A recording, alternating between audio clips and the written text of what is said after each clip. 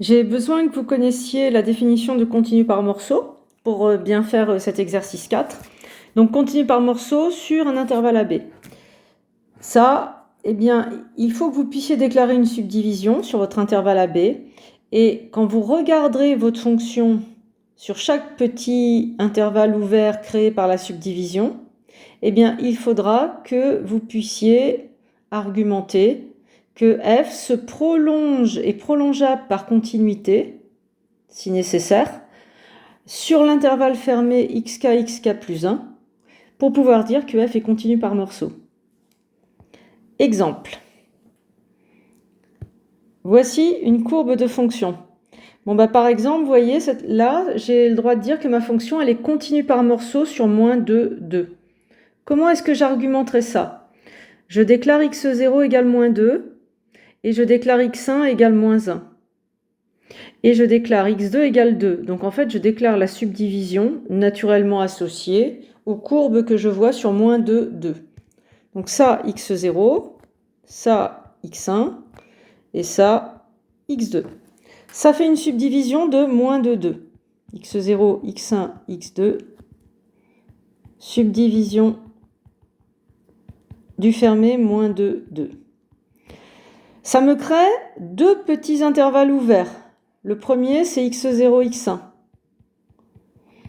Et quand vous regardez la restriction de f sur cet intervalle, eh bien vous voyez que sur l'ouvert, ça fait une courbe continue. Le problème, il est en moins 1. Là, j'ai mis une croix quand le point exclut et un rond.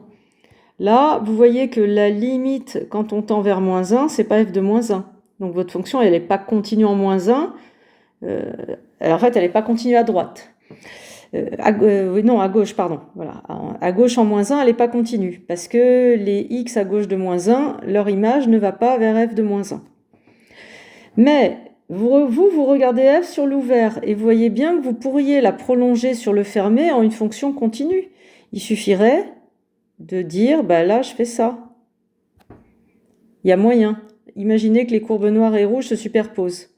Donc en fait, on voit bien que la restriction de f est prolongeable par continuité sur le fermé. Là, je remets mon bout de courbe. Donc f restreint se prolonge visiblement par continuité, peut se prolonger, est prolongeable, par continuité sur le fermé. Et ça se voit bien.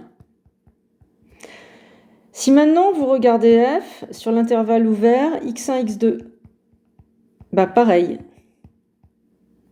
Là, il n'y a pas de problème. Si je veux prolonger cette courbe, je fais ça. Là, ça se prolonge par continuité. Par contre, je ne peux pas le faire, ça, sur moins 1 quart, par exemple. Sur moins 1 quart, j'ai deux courbes. Et vous voyez bien que là, je ne peux pas prolonger ma courbe par continuité. Ça a l'air de tendre vers moins l'infini. Donc cette fonction n'est pas une fonction continue par morceau sur moins 1 quart, parce qu'il y aura un problème en 2. J'aurais beau faire ici, jamais je ne pourrai prolonger par continuité ma fonction quand je l'observe sur un intervalle de n'importe quoi. Donc voilà, continu par morceau, vous voyez, c'est très contraignant et on retient la définition. On peut construire une subdivision. Et sur chaque petit intervalle créé par la subdivision, ça se prolonge de manière continue, ce qui fait qu'on aura forcément des fonctions bornées en fait.